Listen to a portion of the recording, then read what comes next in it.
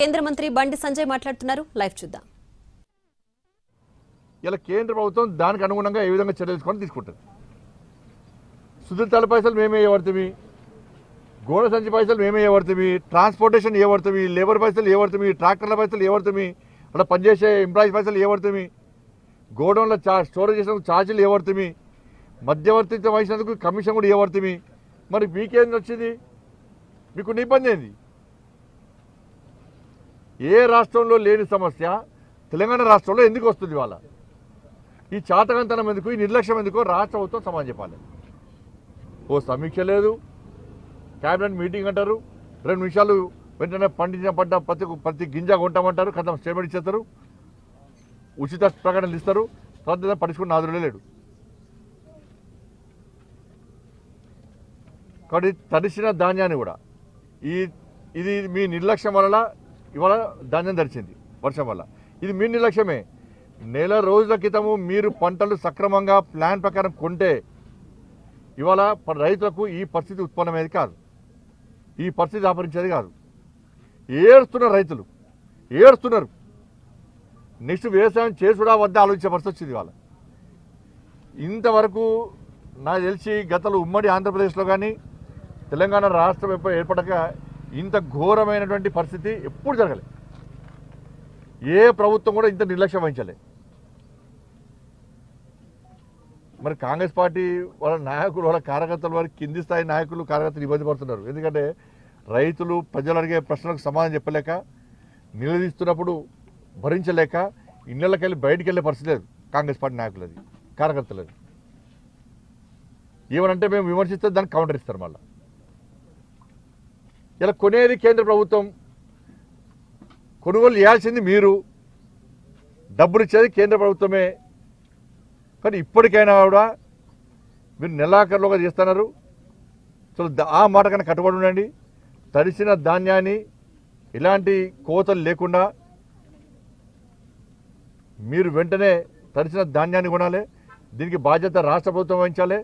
కుంటి సాకులు చెప్పి రైతులు ఇబ్బంది పెట్టే ప్రయత్నం చేస్తే రైతులు తిరగబడతారనే విషయాన్ని రాష్ట్ర ప్రభుత్వం గుర్తుంచుకోవాలి. వెంటనే అన్ని ఐక్యమించడం యుద్ధ ప్రతిపాదన కొనుగోలు వెంటనే ప్రారంభించాలని చెప్పి, కొనుగోలు చేయాలని చెప్పి ఇలా భారతీయ జనతా పార్టీ డిమాండ్ చేస్తా ఉన్నారు. ముఖ్యంగా మీకు మార్కెట్కి సంబంధించి సీఎం ఫోన్ ఎత్తులేడు, ఉన్నతాధికారులు ఎవరు పట్టించుకోవట్లేదు అని చెప్పేసి ఇవాళ మార్కెట్ యార్డ్లో రైతులంతా చెప్తున్నారు. ఇలాంటి ఉన్నతాధికారులు మీరు జిల్లాలో ఉన్నారు కాబట్టి ఎంపీగా కూడా, సో ఏమన్నా సమీక్షిస్తారా? తప్పకుండా పొద్దునే అధికారులతో మాట్లాడినాం. ఇప్పుడు రాష్ట్ర ప్రభుత్వం నిర్లక్ష్యం, వాళ్ళ చేతులు ఏమిటో అధికారులు వాళ్ళ చేతుల్లో చేస్తారు. ఇప్పుడు రాష్ట్ర ప్రభుత్వం అనేది ప్రణాళిక లేదు, రాష్ట్ర ప్రభుత్వం ఎలాంటి ఆదేశాలు ఇస్తలేదు. వాళ్ళు ఏం చేస్తారు అధికారులు? వాళ్ళ అధికారులు కూడా డ్యూటీలు చేయలేని పరిస్థితి వచ్చింది రాష్ట్ర ప్రభుత్వం వల్ల, నిర్లక్ష్యం వల్ల. రాష్ట్ర ప్రభుత్వం దగ్గరనే క్లారిటీ లేదు. ఒక మంత్రి క్షమాపణ చెప్పాడు, ఇంకో మంత్రమో 80% అయిపోయింది అంటున్నాడు, ఇంకో మంత్రం నిరాకరణ చేస్తూ అంటున్నారు. సార్, ఊహించిన దానికంటే ఎక్కువ ధాన్యం వచ్చింది అనేది ఒకటి చెప్తుంది కాంగ్రెస్ గవర్నమెంట్.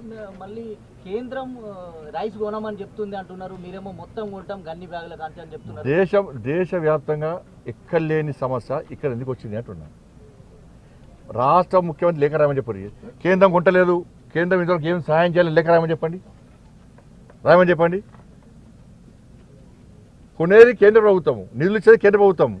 వీళ్ళు కేవలం మధ్యవర్తిత్వం అయితే మాత్రమే వహించాలి. వీళ్ళు బాలకృష్ణ కొన్ని వ్యాఖ్యలు చేశారు, రైలు పట్టాలు పీకేయండి, సింగరేణి భవనాలను ఆఫీసులో తగలబెట్టండి అని చెప్పేసి కొన్ని కామెంట్ చేశారు వాళ్ళ అంతర్గత సమావేశంలో. వైరల్ అంటే మిలిటెంట్ గ్రూప్గా మారాలని చెప్పేసి వ్యాఖ్యలు చేసినట్టు.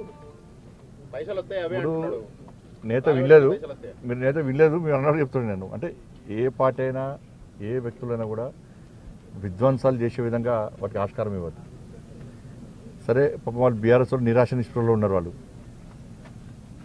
ఏది చేప ఒడ్డునబడి కొట్టుకుంటూ చూసిన ఆట కొట్టుకుంటారు. వాళ్ళు కబ్జాలు లేవు, వాళ్ళకు కమిషన్ లేవు, పైసల కోసం విలువలు ఆడుతున్నారు. వాళ్ళు దానికోసం పైసలు వాళ్ళ ఆలోచన చేయాలా, పైసలు వసూలు చేయడానికి ఉద్యమాలు చేయండి అన్న పరిస్థితి వచ్చింది. వాళ్ళు పైసలు వసూలు చేయడానికి కమిషన్ల కోసం మీరు రైలు పట్టాలు తలగబెట్టండి, ఆఫీసు తలగబెట్టండి అంటే ఇది మంచి పద్ధతి కాదు. ప్రజాస్వామ్యంలో ఈ విధ్వంసాన్ని ప్రోత్సహించడము మంచి పద్ధతి కాదు. సార్, నేత వినలేదు.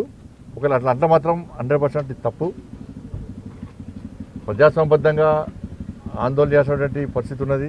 అనేక రకాల ఆందోళన కార్యక్రమాలు చేసుకోవచ్చు. ప్రభుత్వం నిలయాల్సిందే, ప్రభుత్వం యొక్క చర్యలను ఎండగట్టాల్సిందే. ఈ మూర్ఖతో కాంగ్రెస్ ప్రభుత్వం ఇంకా ప్రజల నడ్డి విరుస్తున్నది, ప్రజలు ఇబ్బంది పడుతున్నది. దానికి వ్యతిరేకంగా ప్రజాస్వామ్య పద్ధతిలో ఆందోళన చేయాలి తప్ప కాలబెట్టండి, తన్నండి, కొట్టండి అనేటువంటి వాతావరణం మంచిది కాదు.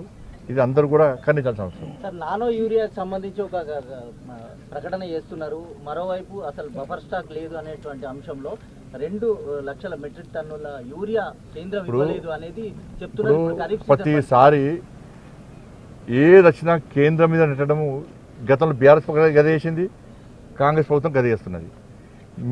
వాళ్ళ చాతకంతనాన్ని కేంద్రం మీద నెడుతున్నారు.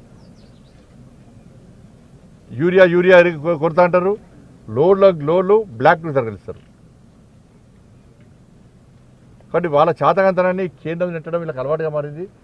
రైతులకు తెలంగాణ సమాజం తెలుసు కేంద్రం ఏం చేస్తుంది.